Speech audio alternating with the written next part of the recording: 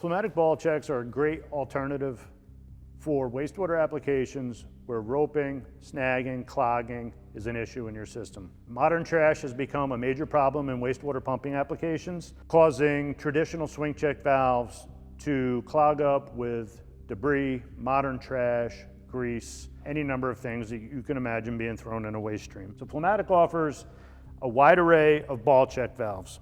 The reason ball check valves are a great option in a wastewater application is, unlike a traditional swing check valve, there is no hinge point, there is no clapper, there is no place for material to get caught up and clog out the valve. There is literally one moving part in this valve, a rubber ball, rubber-coated ball in most models, that is going to move up and out of the way of the flow path when the system is pumping.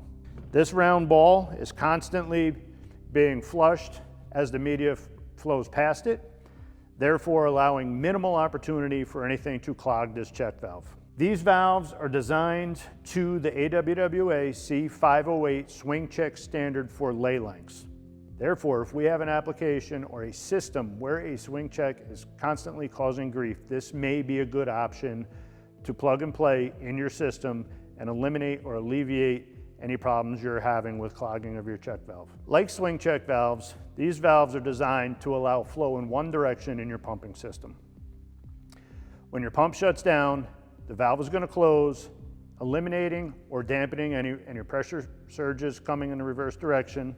It's going to stop the media from flowing backwards and prevent any of the nasty media that's in that flow stream from possibly settling out on your pump. The downside to a check valve, if there is one, would be the small acceptable flow velocity through the design. Where swing check valves generally have some sort of assisted closure, the only thing closing this valve or assisting the closure of this valve is gravity pulling down on the ball in the system. Therefore, if we are pumping too fast, it is possible that the ball may not be fully seated when reverse flow occurs.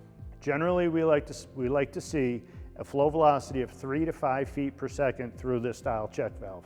On the lower side, if we're not pumping full solids, we may be able to get a little lower flow, but we say 3 feet per second to ensure that the ball is up and out of the flow path, eliminating the opportunity for any solids to clog within that valve in the forward flow direction. Above 5 feet per second, it is possible, depending upon system dynamics, that this valve will not be in the fully closed position by the time the surge returns, therefore actually amplifying the water hammer in your system or adding noise and what appears to be a chugging-like failure of the valve. Flomatic's Model 408 is our flanged version of the ball check valve. It is available in a ductile iron configuration and an all 316 stainless steel configuration. Size range on our ductile iron version is from 2 to 14 inch, with all sizes being AIS compliant with the exception of 2 inch, 5 inch, and 14 inch. In our all 316 version, this is offered from 3 inch to 8 inch, and all sizes will meet the requirements of AIS. These styles have flanged ends, will meet that AWWA C508 dimensional standard, have a Buna covered hollow metal ball, sinking ball, and this rubber ball provide a watertight seal in the closed position on the valve seat. The next model I'll discuss would be our Model 208 ball check valve. Similar in design, okay, with the exception of female MPT threaded ends on this valve. A difference you will notice between the 408, along with that stainless steel hardware, has a bolted access cover to the valve. For maintenance purposes, you would remove the hardware, remove the cover, remove the ball. There is an O-ring that would be held within a groove here on this valve to allow for a watertight seal once this cover is reinstalled. Ductile iron version has a full fusion bonded epoxy coating inside and out to protect against damage and wear. Similar to our Model 408 is our Model 208 ball check valve.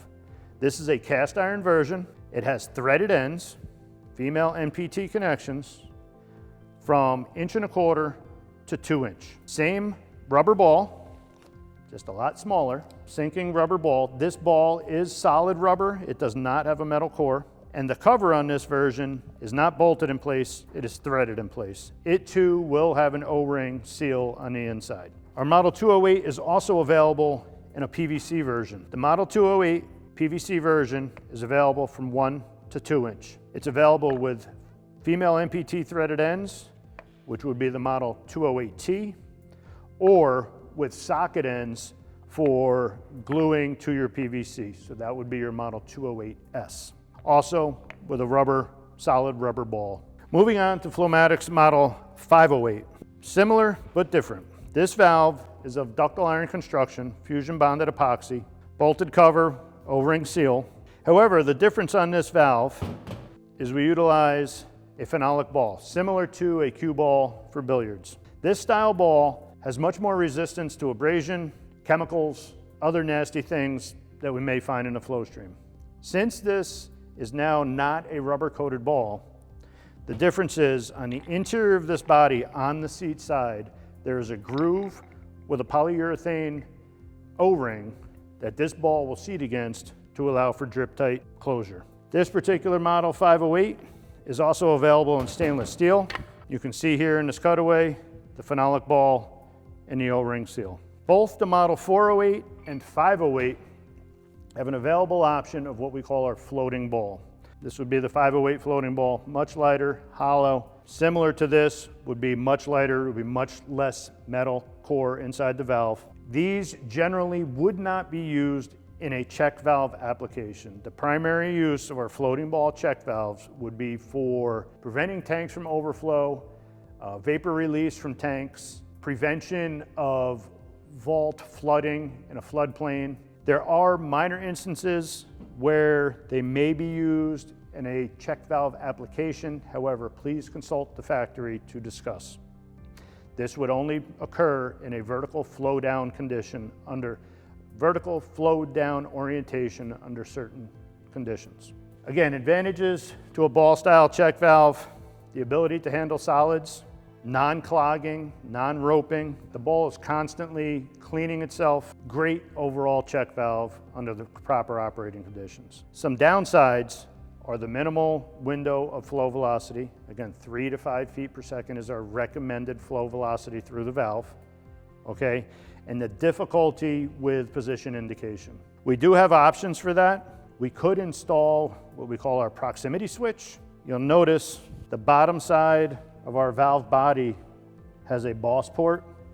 We could drill and tap this, and a proximity switch could be inserted, threaded into the valve body, and this switch will detect the ball when it's in the seated position. This would be wired back to a SCADA system or some sort of control panel to tell the system, hey, yes, the valve is closed, no, the valve is open, so that your multiple pump configuration could fire accordingly. When it comes to positioning and sizing of a ball check valve, a couple things could be critical on your system.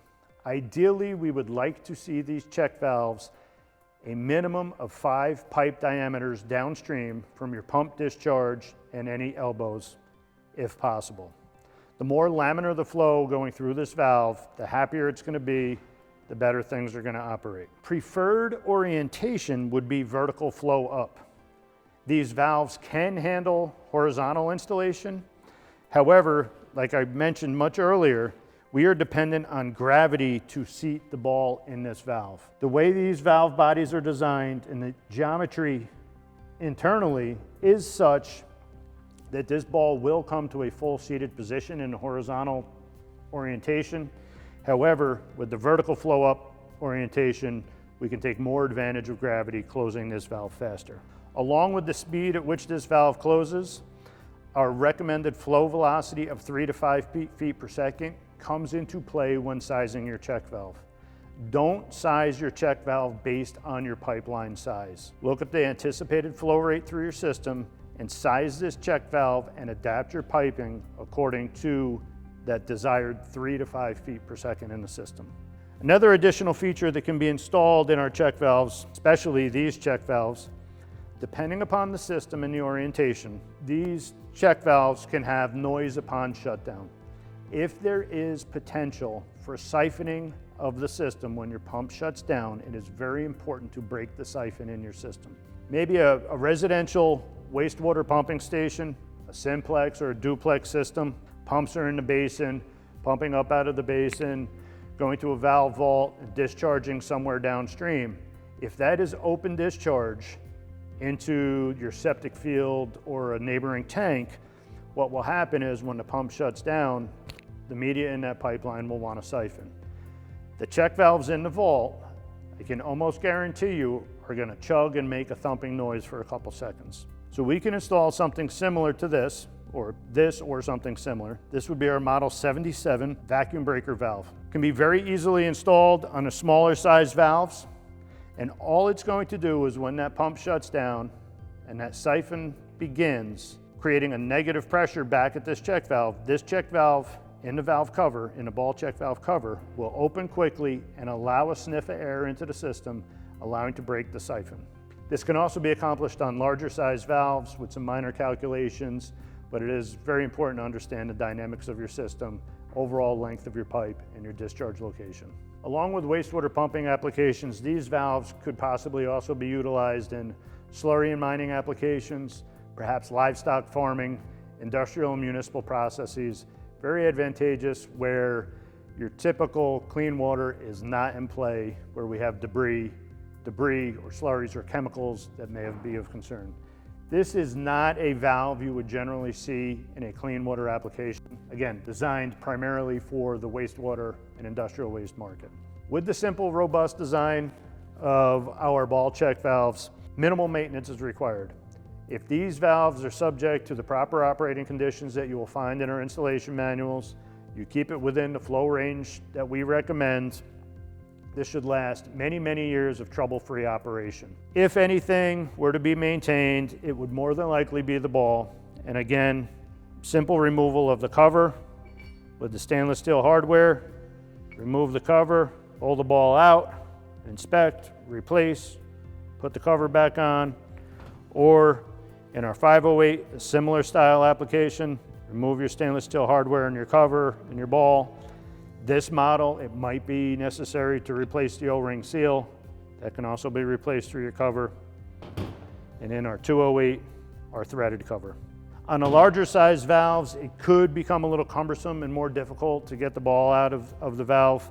Usually what we'll see is some sort of pulling strap. You're probably fine in a valve up to 6, 8, maybe 10 inch, but if you get into 12 inch or 14 inch size, some assistance will be required to get the ball out of here. Great check valve, one of my favorites for wastewater, but again, minimum acceptable velocity window. Whenever in doubt, consult the factory. We're happy to help. Customer service, technical support team is here for you. Call us anytime. We'll help you get a proper valve specified for your project.